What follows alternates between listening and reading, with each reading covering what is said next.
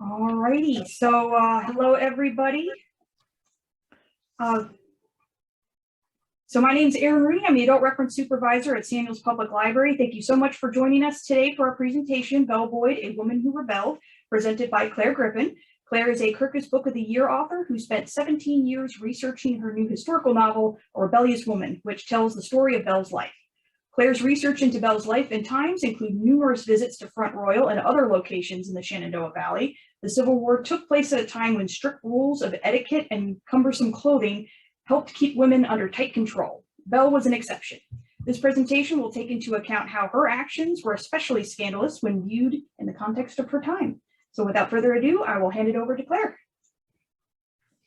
Hi, everyone. I'm very excited to be here tonight, although I'm wondering where all the people who signed up are, but hopefully they will join us soon. I'm very anxious and eager to share with you some of the fascinating facts I learned about Belle in the many years that I spent researching and writing A Rebellious Woman. I'm going to start by giving you the known facts about her life. But here's a word of warning. There's a lot of information about Belle and a lot of misinformation too. She was a celebrity in her own times, and often the tales of her adventures were greatly exaggerated. When I started researching the book, I realized that one of my tasks was going to be to sift through the information and decide which facts were most likely to be true. I'm sure that I made some mistakes along the way, but it was not for want of trying to get to the truth of who Belle Boyd really was. Okay, here we go. Belle was born in Martinsburg, Virginia, now West Virginia, in either 1843 or 1844, depending on which of her documents you pay attention to. Was it the family Bible or Belle's memoir that you want to use as your source? 1 year is not really an important difference. Still, it was interesting to discover that even Belle's birth date was hard to pin down. But let's continue with what we know about her life. Belle was born in Martinsburg, Virginia, now West Virginia. This is the Belle Boyd house in Martinsburg, West Virginia. The family lived here in Belle's early years, and it always housed her father's store. But it's not the house the family occupied when Belle famously shot and killed a Union soldier in the early months of the Civil War. That house was on South Queen Street and is no longer standing. Though well-connected socially, the Boyds lived rather modestly. One extravagance was Belle's education.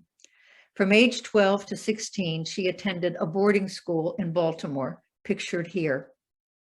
One reason for sending Belle away was that Miss Haven, the schoolmistress in Martinsburg, had banished her from the small school she ran in her home.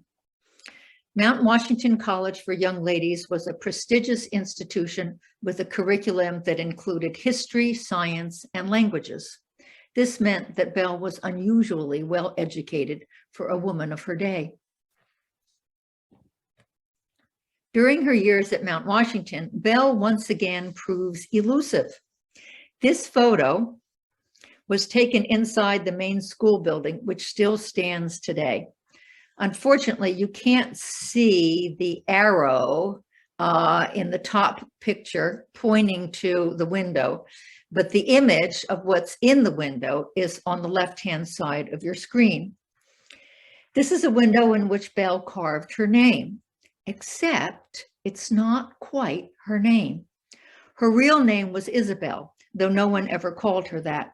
So at this early age, 12 or 13, depending on what birth date you use, we see that Belle is already breaking gender rules. Girls back then did not carve their names into windows. And she's also pretending to be someone she's not. These were two habits that she would continue for the rest of her life. After completing her studies at Mount Washington College in April 1861, Belle went directly to Washington, D.C. for her debut. It was 1 month after Lincoln's inauguration, and the Southern states were already starting to secede. In just 3 months, Belle would go from dancing at her debutante ball to shooting a Union soldier. This is one of Belle's most famous exploits.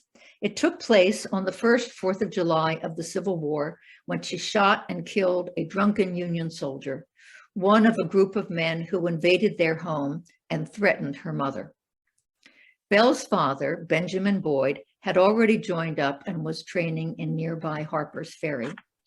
Apparently, Mr. Boyd left a pistol behind, and as the oldest child, though not a son, Belle was instructed to use the weapon to protect her family, which included her grandmother and a much younger brother and sister.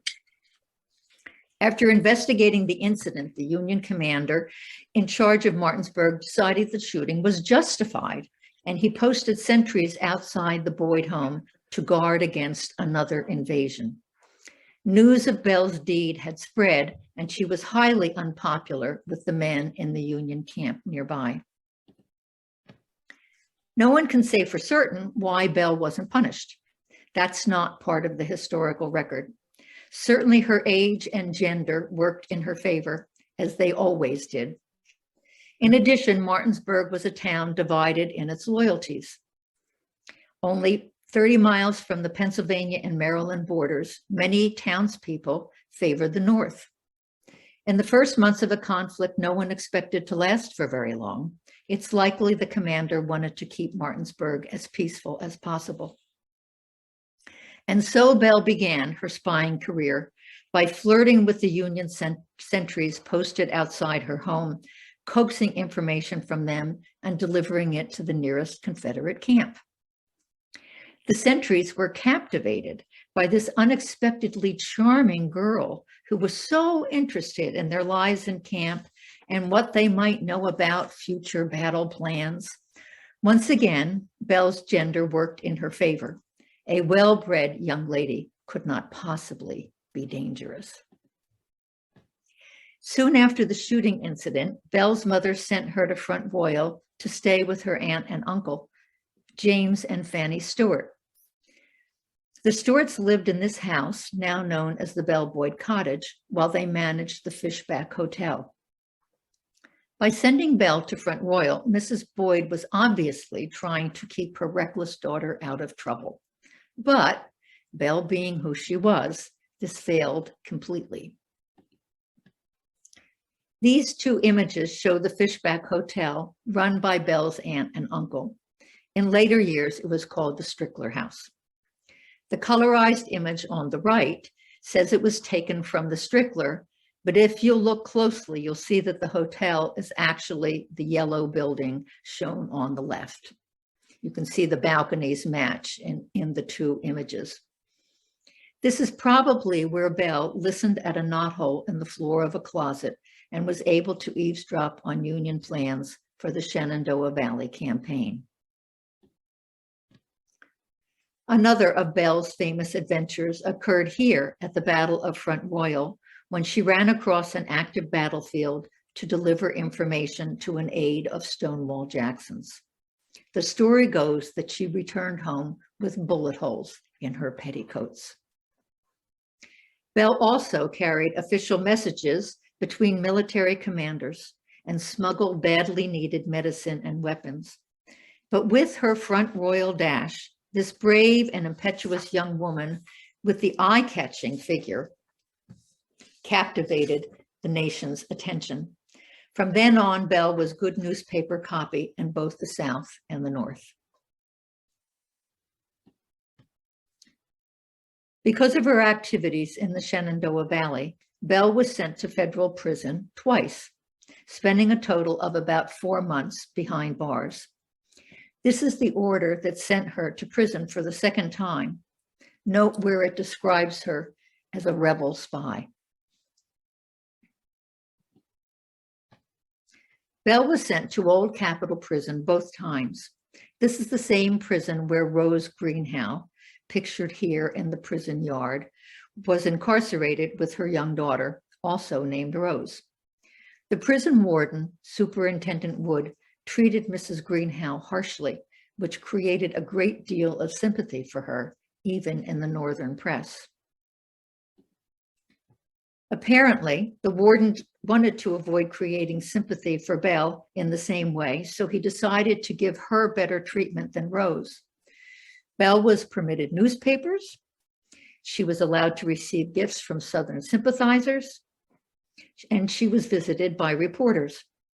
Once Belle was safely behind bars, she was no longer handled as roughly in the Union press.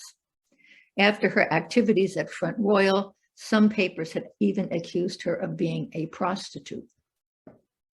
Now, as a prettily dressed young woman languishing in a prison cell, she became an object of fascination. In 1863, when Belle returned to prison for the second time, Superintendent Wood treated her more harshly, thinking she hadn't learned her lesson the first time. She was denied all privileges, including adequate medical care, and nearly died of typhoid fever. After her second release from prison, Belle was banned from traveling in Union territory. This included her home in Martinsburg, since it was often under federal control. She decided to leave the country, traveling to London on a blockade runner called the Greyhound. But even here, Belle's improbable adventures continued. The Greyhound was captured by a Union ship, the Connecticut, pictured here. The handsome Union captain who took command of the Greyhound was Samuel Harding. He was ordered to deliver both the ship and Belle to Boston as valuable spoils of war. She would undoubtedly have gone to prison for a third time. However, by the time the Greyhound reached Boston, Sam had fallen in love with Belle and proposed marriage. They vowed to meet again in London and marry there. This time, however, Union authorities did not put Belle in prison. The Navy seemed content to allow her to leave the country and continue on her way to London. She did not return to the US until the war was over, so this concluded her Civil War adventures. But Belle's story doesn't end here, not by a long shot. She lived until 1900, and I have included these later years in my novel. A Rebellious Woman is the only book I know of that covers Belle's entire life. To me, her later life is even more interesting than her Civil War years, because now she's not rebelling in service to a cause. She is instead rebelling on her own behalf. Belle continued to defy convention for the rest of her life. She married and divorced twice. Her only marriage was to her third husband, who was little more than half her age. Between marriages, Belle supported herself and her children by appearing on stage, often wearing trousers. What motivated her to behave so differently from other women of her day? Let's return to her story and see what happens next. Sam Harding joined Belle in London after spending 5 weeks in a federal prison for neglect of duty aboard the Greyhound. Sam and Belle were married a few months later and remained in London. The marriage was brief and unhappy. Sam, now a disgraced former captain in the Union Navy, turned to drink. They soon parted ways. And so, at age 20, Belle found herself alone in a foreign city, thousands of miles from family and friends, with no means of support. And she was pregnant. And with her usual energy and resourcefulness, she wrote a memoir of her Civil War adventures, such books being very popular at the time. Belle was probably the first person from the new state of West Virginia to publish a book, and definitely the first woman to do so. After nearly 160 years, Belle Boyd in camp and prison is still in print. Clearly, she continues to fascinate us even today. Belle returned to the US after President Andrew Johnson declared amnesty in May 1865, bringing her daughter Grace with her. She quickly initiated divorce proceedings against Sam at a time when a woman divorcing her husband was virtually unheard of. Once again, Belle was ahead of her time. She was also a trailblazer in her insistence on resuming her maiden name. Now, I was going to add a little bit of time here for you to read this, but it's partly covered up. So I'll just alert you to two things. First of all of the documents that I used in writing my book are available on my website, and I'll give you the address at the end. And also, I want to point out that the very last line at the bottom that says, her husband, who had also acquired some notoriety as an author and an actor, is completely inaccurate. Because Belle had so many husbands, apparently the reporter mixed them up. She did later marry a man who was an actor, but it was not her first husband. It was not Sam Harding. This is an example of the kind of misinformation that I kept running across in my writing. Determined not to remarry, and with her book gradually earning less money, Belle was once again faced with the problem of how to support herself and her daughter. She took to the stage, touring throughout the country and recounting her Civil War adventures. Her shows were as popular in the North as they were in the South. Belle had somehow managed to transform herself from a Southern partisan into a symbol of the bravery and sacrifice on both sides. Belle was a genius at self-promotion. Today, she would be all over Twitter and Facebook. I think that she would have a lot in common with Kim Kardashian. During the years when she supported herself by appearing on stage, she signed photos of herself and gave them out to her fans. One such fan was Colonel John Hammond, who became her second husband. Belle did not particularly like being a wife, but she did enjoy having an admiring man around. Like her first husband, Sam Harding, Colonel Hammond was a Union man. This marriage was no happier than the first, though it did last for many years. Unfortunately for Belle, Colonel Hammond insisted she stop performing and then dragged her off to California, where he hoped to make his fortune. They had 4 children together. The first, a son, was born in 1869, during perhaps the most unhappy period of Belle's life. This child's name harks back to her glory days of the Civil War. Arthur Davis Lee Jackson Hammond lived less than a week. Belle later claimed to reporters that her mind gave way during this time. She spent several months in an asylum for the insane before coming back east with her husband. And again, I'm not going to ask you to try to read what's hidden behind our pictures, but this document is also something that you can see on my website. In 1884, after many years of marriage, Belle once again took control of her life. She divorced Colonel Hammond and returned to the stage, again telling of her Civil War adventures. With her talent for publicity, she liked nothing more than appearing in men's clothing, sitting in a very masculine pose with a sword across her knees. Everything about this picture is designed to shock the viewer. Belle enjoyed that. And don't forget, she was always trying to attract audiences to her shows. This was her only means of supporting herself. In 1884, just 6 weeks after her divorce from her second husband, Belle married again, this time to a young actor named Nat High. He was 16 years younger than she was, 28 to her 44. Like husbands 1 and 2, Nat was a Yankee from Ohio, but far too young to have fought in the war. They toured together, with Belle telling her adventures and Nat sometimes appearing on stage as a comic attraction. You can see his name in the middle. the Emperor of Fun. The couple began touring together. Once again, Belle recounting her wartime adventures. In this one, you can see that by the late 1800s, the date here is 1894, people were less interested in attending her shows. They were looking forward to the new century, and there was little interest in gazing backward at a painful period in the nation's history. Nat and Belle were desperately poor.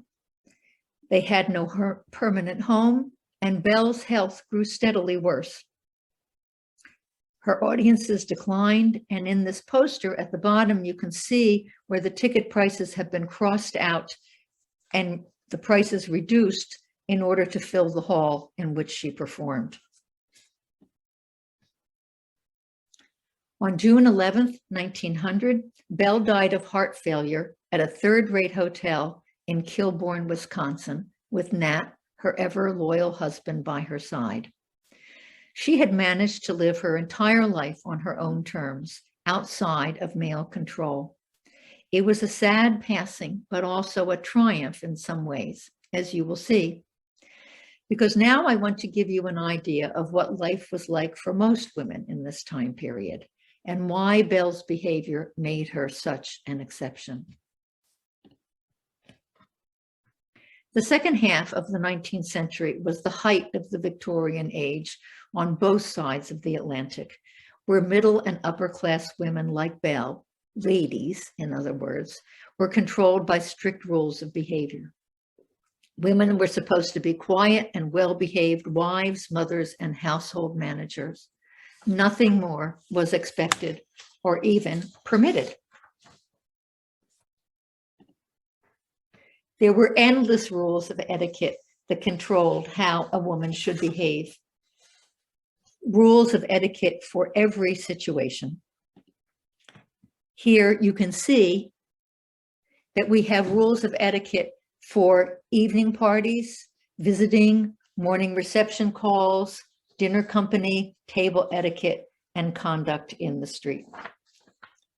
Women were prohibited from doing things like whistling when they walked down the street, running, walking quickly, rolling their eyes in conversation.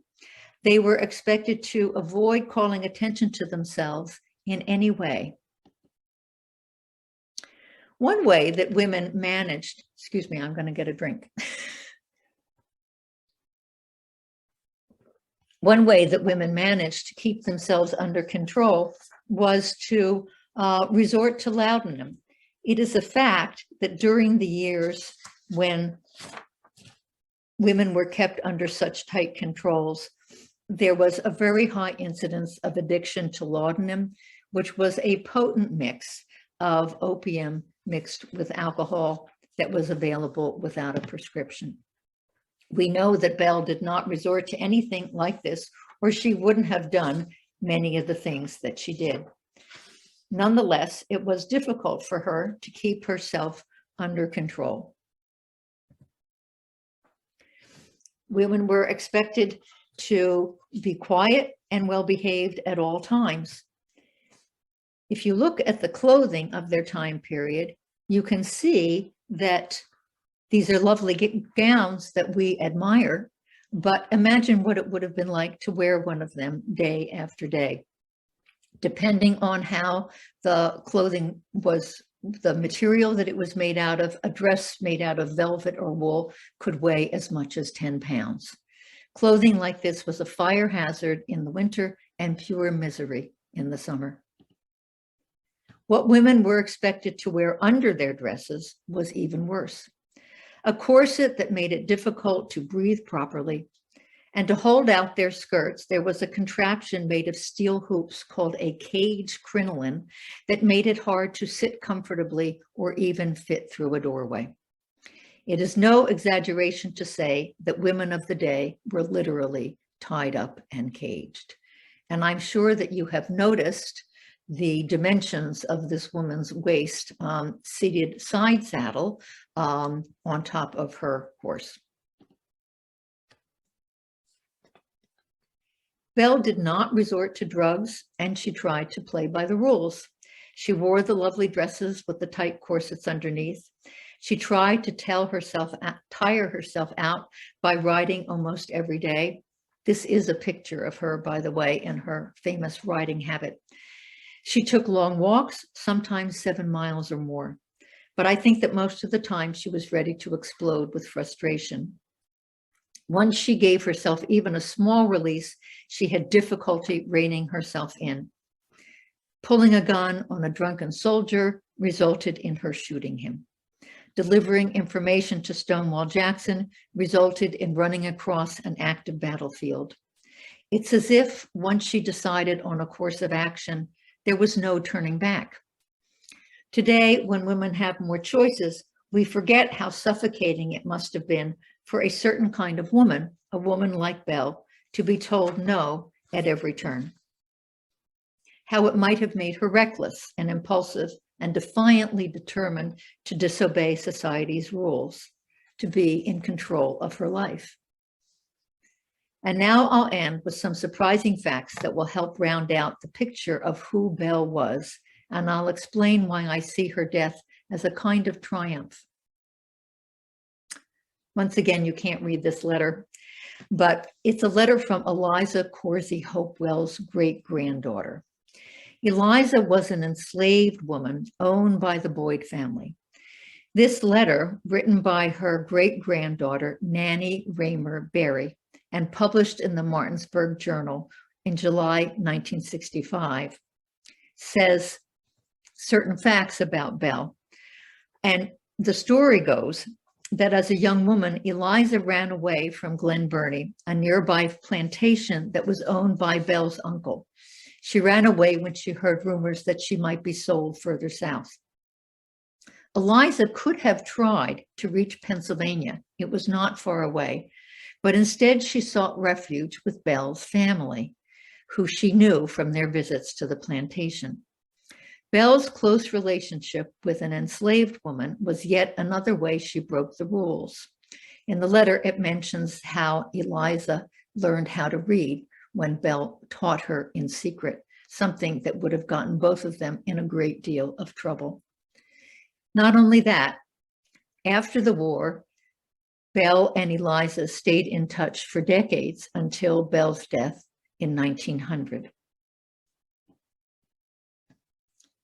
This is the 1870 census record for Eliza and her family, the first time we have an actual written record of her existence.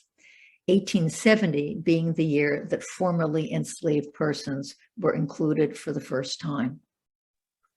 The entry for Eliza, her husband Sam, and their children John and Laura Lee appears at number 342. It's slightly highlighted in yellow.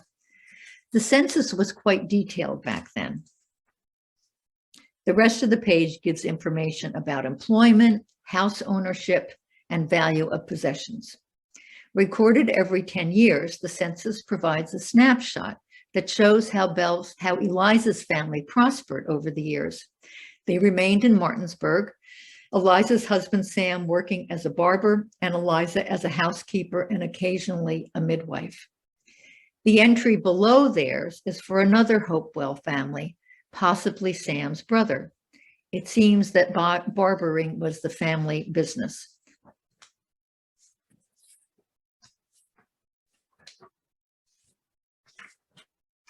The census records for 1880, 1890, and later show us that Eliza's years after emancipation form a striking contrast to Belle's.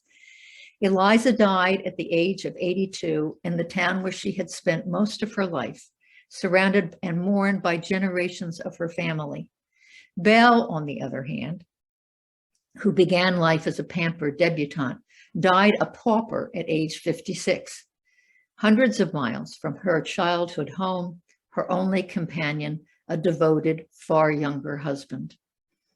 This aspect of Belle and Eliza's story, the opposing trajectories of their lives, with Eliza's steadily rising and Belle's sliding downwards, is part of the historical record and beyond dispute.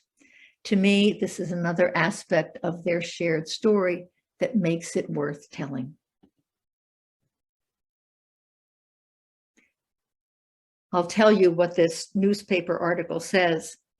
Basically, the story is that Martinsburg did not want Belle's body returned. She had died in Kilbourne, Wisconsin, and she was buried there. But in the 1960s, apparently there was an effort to return Belle's body to Martinsburg for burial in the family cemetery.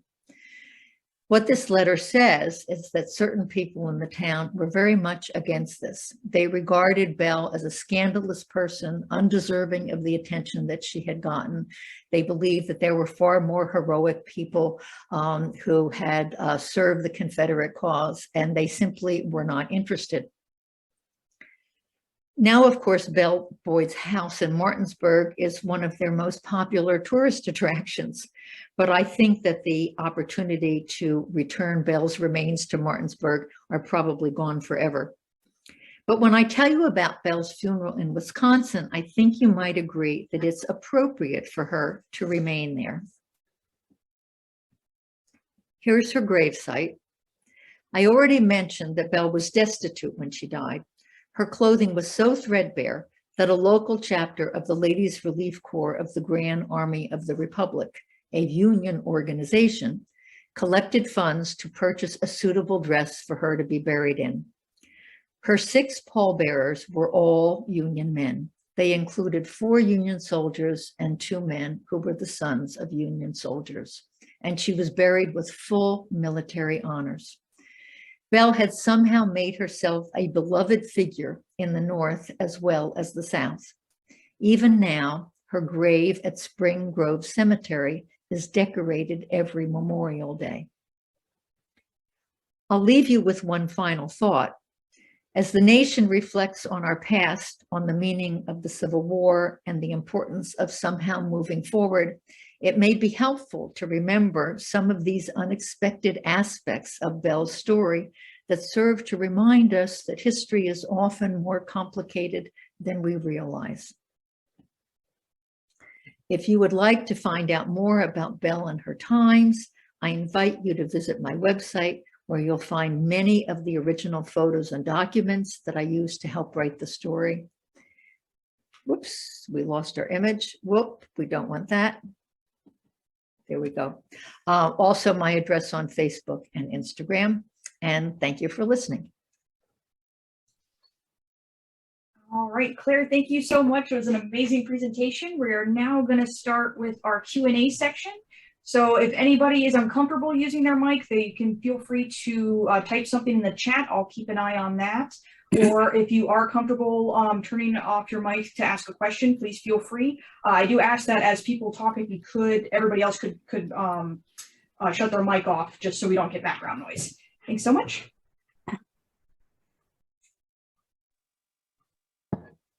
Does somebody have a question they want to start off with? Claire, do you think Belle was aware that women in northern states were treated differently somewhat? You mean as far as the means of controlling women? In many ways, the etiquette, their lifestyle, the way they dress.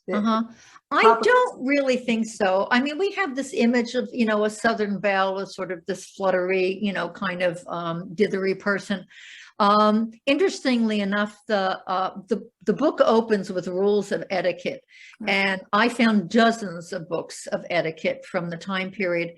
The one that I use the most, and in fact, the one where you see the open pages was actually a book of etiquette that was published in Boston. Really? So I don't think that there was very much difference.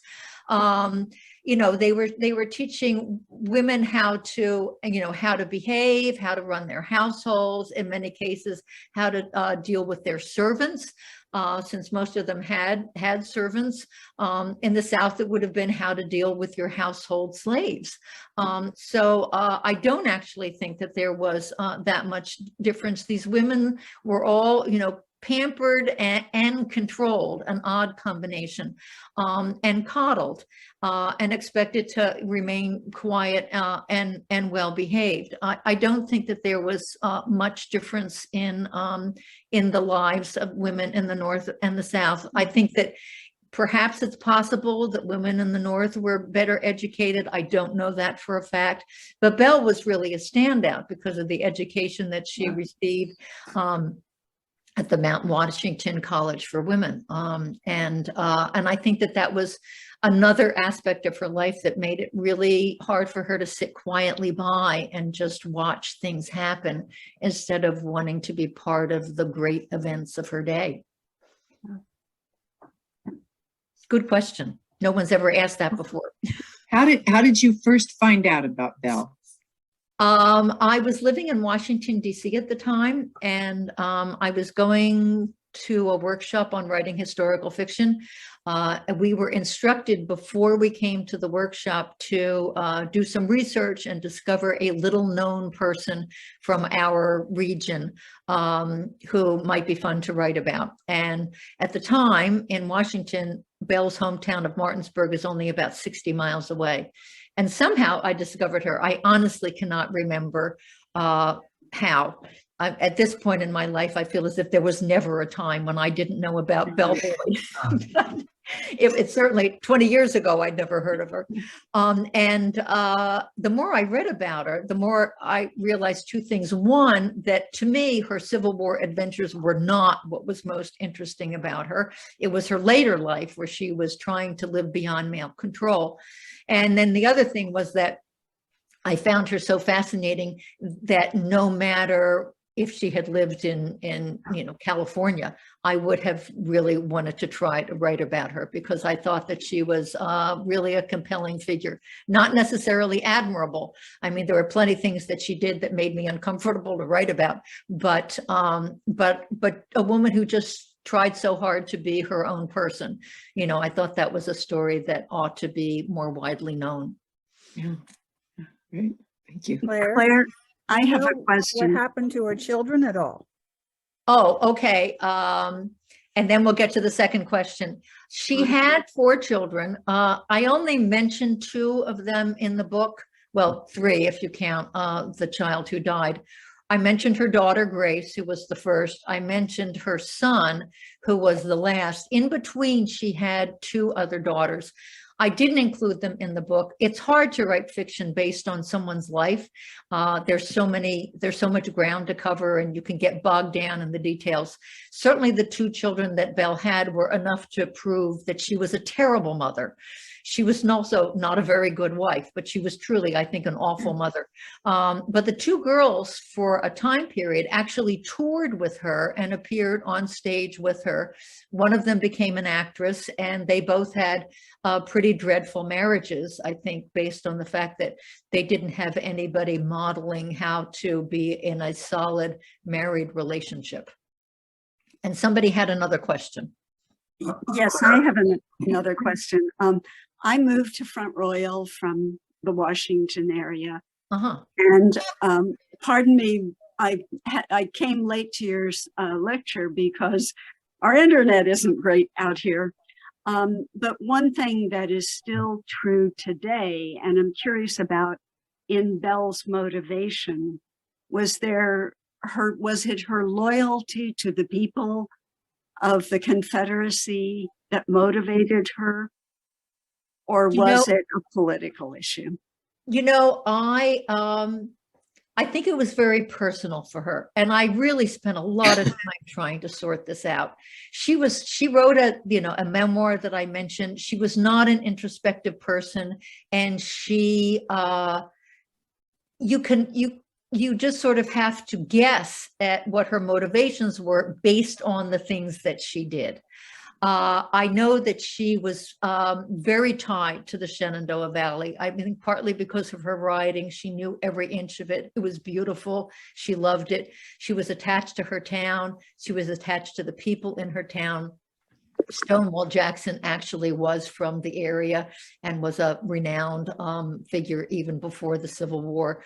So I think a lot of it was personal. I don't think it was particularly political. I mean, look at how she treated Eliza. Look at their close relationship. Exactly. Look at the fact that all three of the men that she married were from the North. I think that she wanted to, she was 17 when the war broke out. She was full of energy and intelligence and courage. And I think that partly it was also maybe an excuse for her to just do something, for her to be involved and allow herself to get swept up in the course of history. So I think that the motivations were very mixed. Some of them superficial, some of them more deeply felt. And I have sometimes pondered the question where if she had been born in the North, might she have been an abolitionist? Was it just that she had strong feelings that she wanted somehow to express? And I really don't know. But I think that the political motivation was probably the very least of it. It was a big mix, and I'm not sure she understood herself sometimes what her reasons were for doing the things she did. Thank you. Claire, Yes. if I may ask a question, do you think in the latter period of her life, which by your description I would call a downhill slide, do you think that created any bitterness and dying in rags and poverty? Do you think that created any bitterness in her? Again, I don't know. It wasn't something that she would share. She didn't want to show her vulnerabilities. She was interviewed by reporters until near the end of her life, and she never expected any regret, never expressed any regret. She was a person she was a performer. And so she was always going to put a brave face on her circumstances and claim that this was what she wanted in life. And in some ways it was. Back in those days, a woman was controlled by her father until she married, by her husband while she was married, by her brother or her uncle if she never married. She never had any money of her own. The financial part of it was key. Once a woman had her own money, she could do what she pleased. She didn't have to ask for permission, to have money and buy a new pair of gloves. And Belle had that freedom, and I think it was very important to her. The one time where she didn't have much freedom was when she was married to her second husband, and he wouldn't let her appear on stage, and she had a nervous breakdown. So I think that were you to ask her, she would claim that she had no regrets. Did she regret being poor? Obviously she did. But she was a woman who was always going to put a brave face on things. Are you going to write about some of her colleagues next? No. I'm laughing because this is my second book, and there's zero overlap between my first book was contemporary realistic fiction for young adults. And then I'm writing historical fiction for adults. I'm enjoying historical fiction. And my next book is actually based on another true story, which I'm finding very interesting. And again, it's a huge research challenge. It turns out, I found on a trip to Lenox, Massachusetts, that in 1905, George Dennison Morgan, who was a nephew of J.P. Morgan, in 1905, he scandalized the family and the world by meeting and marrying a Japanese geisha. So I thought this sounded very intriguing, and that is that's the subject of my next book. The working title is The Millionaire and the Geisha. And I'm determined to write it, even though I'm forced to do research both here and in Japan, and that's proving a little complicated. But it's a challenge, and I like a challenge, so that'll be the next one. Hopefully, it will not take 17 years to write. Take you that long to learn the language, though. Well, I'm not even going to attempt that. I have somebody over there who is translating for me like crazy. All right, thanks. Okay, I heard you say there were things that you were embarrassed to write. So what did you leave out? Oh, well, I tried to leave a lot of things out. And my editor, at one point, she's on her honeymoon. And I thought to myself, I am not writing a sex scene. I am certainly not writing a Victorian sex scene. So I just kind of skipped over it to the next morning. And my editor wrote to me and she said, Claire, you cannot leave the reader outside the bedroom door. Which I thought was pretty hysterical. And I did kind of finesse it a little bit, but I tried to, sort of do it all in flashbacks. So that was something. I didn't want to write about her being in an insane asylum. That part of the book, I tried to write from her husband's point of view because she was crazy. And my editor said, oh, no, you can't get away with that. The whole book is in Belle's point of view. You have to stay inside her head. So I spent a pretty miserable 6 weeks trying to be inside the head of a woman who was crazy and chronically depressed and had just lost a baby. So that wasn't much fun. She dies in the end. I had to write a death scene. I have to say that there were many aspects of writing this book that were really challenging that I never expected to have to write. And yet, when you're telling someone's life story, you can't skip over the parts that you don't like. Well, you can a little bit, but you can't about anything that's important. And then you have to tell the truth in the best and most interesting way that you can. Does that answer your question? I'm not sure it really does. Well, it does, except for, was there anything that you absolutely refused to write? Include? No, not really. I was pretty uncomfortable in the scene where she starts the knife fight in the Union, in the Confederate camp that started over a pint of whiskey. I was uncomfortable with that. And I should mention something else. There's something in the book that I think I would change now, if I could. In the book, I have, when Belle is involved in the early period of doing the, of spying, Eliza threatens to tell her mother what she's doing because she's afraid that Belle's going to get caught, and she feels as if it's her job to protect her. And that part of the story is true. But Belle, in her effort to convince Eliza how important spying is to her, she threatens to sell Eliza and her family. And I put that in because I wanted the reader to understand that as a writer, I knew the power that Belle had over Eliza as an enslaved person. I remember that. And I also wanted to communicate how strongly Belle felt about being allowed to continue her escapades. And that the one thing that she could threaten Eliza with that would really stop her in her tracks was to sell her family. There is no reason to believe that ever happened. And I'm afraid that it puts Belle in a worse light than she deserves. And so I do kind of regret that. But that's the only thing that I might change if I had it to do over again.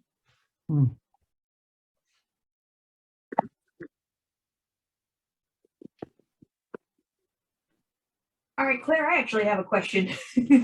Was there anything particular about your research process that was that you found extra difficult? Because as a reference librarian, one of the things like that happens with me, I have a tidbit of information that I'm like, I gotta find this, and you go down rabbit holes and it just starts eluding you. Was there anything in particular about Belle's life that you had a hard time trying to find? I can't really think so. One of the things that I was struck by was how many fronts of research there was. There was Belle's life, there were, the Victorian age, There was, how women were controlled. There was all the aspects of the Civil War. I did not expect to have to research the Transcontinental Railroad, but when Belle went to California with her second husband, they very possibly traveled on the Transcontinental Railroad. It had just opened. That would have been the best way to get there. And so that became part of the book. When she spends time in London with her first husband, the London subway system, the tube has just opened, about 2 miles underground. And it was this, big deal when it happened. And so I had them going on a tour of the London Tube.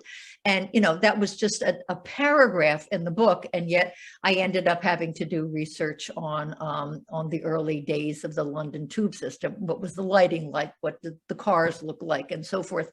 God bless the internet. That's all I have to say. Because without that, I would still be working. The fact is that there is so much information out there. As far as Belle's life was concerned, the main challenge was looking at the different versions of her story and trying to decide which versions were most likely to be true. A lot of the facts contradicted themselves or each other, and it was sometimes hard to sort that out. As I said, I know I made mistakes, but it wasn't for one of trying to get to the real facts. I have a question. Where was her family? Whose family? Belle's family. Family? Yes, to help her. Well, after she left the country during the war to go to England, and she came back, we know for a fact that her family was quite embarrassed about the fact that she had taken to the stage.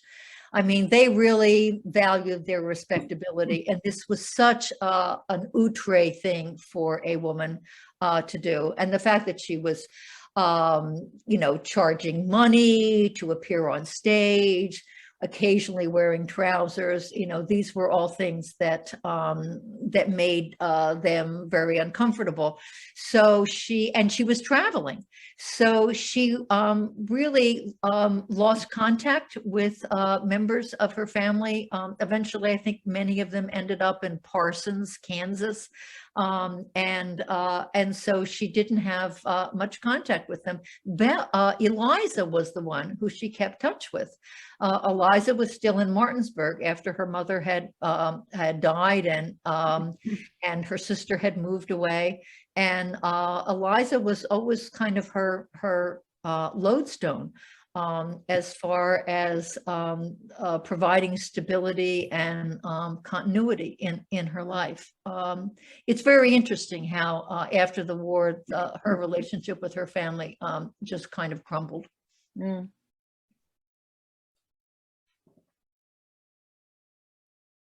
All right, everybody. I think we have time for one more question. Was there did anybody else have a question they wanted to ask?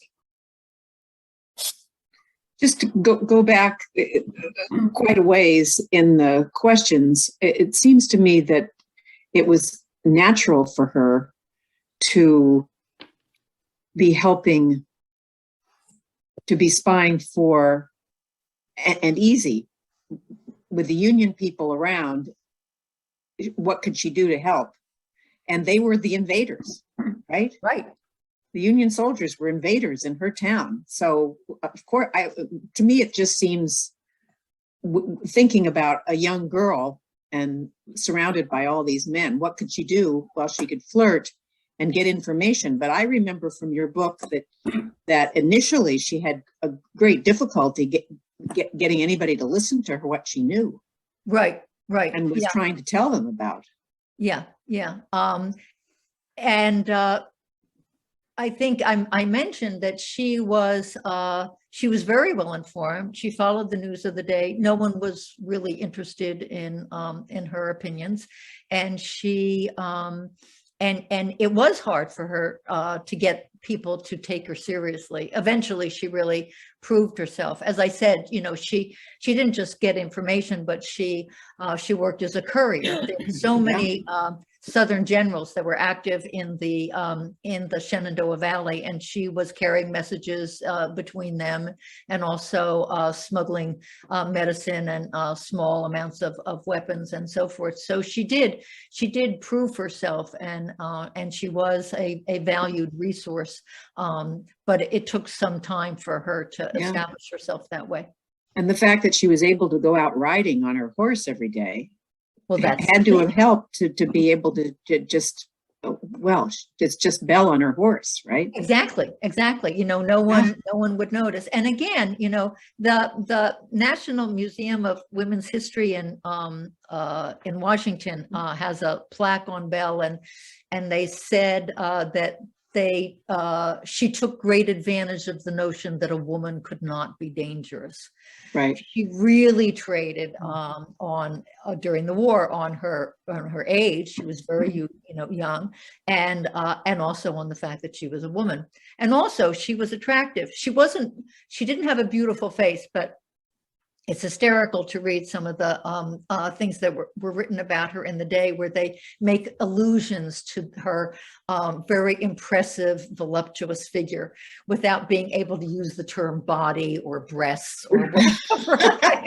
The fact is, you know, she was really something else when she was corseted up in her ball gown, and men couldn't help but notice that. And also she pushed the boundaries of respectability a little bit in conversation. I'm sure she was not beyond touching a man on his sleeve or leaning close to him in conversation. And these were all things that were forbidden. A woman was not even supposed to roll her eyes or say mercy in a conversation. These were things that were forbidden. And she didn't play that game. So I think that in addition to her appearance, the fact that she was obviously a daring young woman was very appealing to men. Women, of course, hated her. There's a description of her by a young woman who lived in her town, Lucy Buck, who kept a diary, and she referred to Belle as the fastest girl in Virginia. So that was not a compliment. And one of the reasons probably why, when the time came, Martinsburg was not interested in having Belle's body returned. Right. Yeah. Fascinating. Thank you. Thank you. Thank you. All right, we just had a couple more minutes left. Just to end us real quick, Claire, was there any part of the etiquette that you found the most interesting or the most unsuspected when you were doing the research on that particular part of the topic?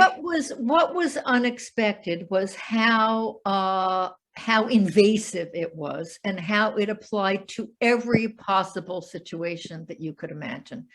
You know, when you sat, your hands were supposed to be still in your lap, unless you were embroidering or darning a sock or reading a book. You were supposed to stay still. And you couldn't cross your legs at the knees or at the ankles, and God forbid that you should fidget in your seat. So the emphasis that was put on a woman being quiet and not calling attention to herself really struck me. And it also struck me in regards to Belle, because if there's one thing that Belle wanted, it was attention. And here she was living in a culture where her trying to bring attention to herself was the worst possible thing that she could do in terms of, you know, having a reputation as a nice young lady. She didn't care about that. So, you know, etiquette was not really a means of control for her. You know, the clothing was something that she seemed to manage by wearing trousers whenever she wanted to do that. But it was the level of control, I think, that was shocking to me. And I was also shocked by the business with laudanum. Yeah. It turns out that, and this is historical fact, that both Mary Todd Lincoln and Jefferson Davis's wife, Verena, they both struggled with laudanum addiction during the years of the Civil War.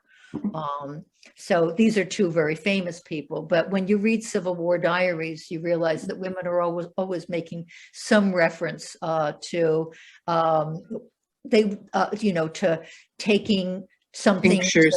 for their nerves or, something of that nature, and worrying that maybe they were taking too much, or maybe they should be trying to cut back a little bit, or maybe they were deciding to take more. Those little bottles that they could slip into their pockets in their purse could travel with them wherever they went. And it was something that a lot of the women of the day resorted to. Well, one of the things that came up on your screen was that it was, you gave a 3-month-old baby just one drop. Right. So you read that 46% alcohol plus opium. Right. Yeah. And you're thinking, yeah, it's true. It's true. Yeah. It's hard for us to imagine. And you can imagine how easy it would be for a woman to get herself into trouble. Girls were often, started taking laudanum when they got their first periods, and they might have been experiencing cramps or something like that. Victorian women were always, had children who had died, and they might be depressed about that. Their lives were not easy, even though they had those pretty dresses and plenty of money. And so it was something that they were encouraged to do because it made them easier to be around. They weren't always, depressed or clamoring to go out and, I don't know, paint the town red. Claire, I'm looking forward to your next book, which will be dealing with the way a woman at the turn of the 20th century, a geisha, Yes. is different. It just, you have a way to describe how different women were living, and be fascinating. Yes, yeah. And it is interesting. And, once again, that was an age where Japanese women were very much under control. There were definite expectations. The geisha who George married was the youngest of 5 daughters. So absolutely zero status in the family. And then the life of the geisha world is also pretty interesting, I am discovering. And it's been fun to do the research and to get some of my questions answered. I'm planning to sign up for a class at the New York Kimono Academy over the winter, where I will have a chance to wear a kimono and get my face painted up and find out what did they wear under those kimonos? What was geisha underwear like? I have these very important questions that I want to get answered to help me write the book. Be interesting. Yes, very. Well, unfortunately, everybody, we are now out of time. But thank you all again for joining us. Thank you. And thank you. Thank you. again, we will be sharing this recording. So if anybody did come in a little bit late, you'll be able to see the first part of that. Most likely sometime next week. If you registered, of course, you get the link. We will be sending out that link into your email. Also, you can check our social media. Feel free to share with anybody who might find it interesting. Also, if you are local in Front Royal and have not picked up your copy of Claire's book, please feel free to check out our local bookstore. It's the Royal Oak Bookshop on Royal Avenue. They are awesome. Yeah, got a copy. They also have copies there as well. Okay, and I want to say something about the Royal Oak Bookshop. They also have book plates that I signed and sent down to them, so you can have something that is almost a signed copy of the book. It is a signed copy. All right, thank you all again. Thank so much you. for coming. Thank you. Thank you. Claire. Bye-bye. Thanks Bye-bye. again. Bye. Bye.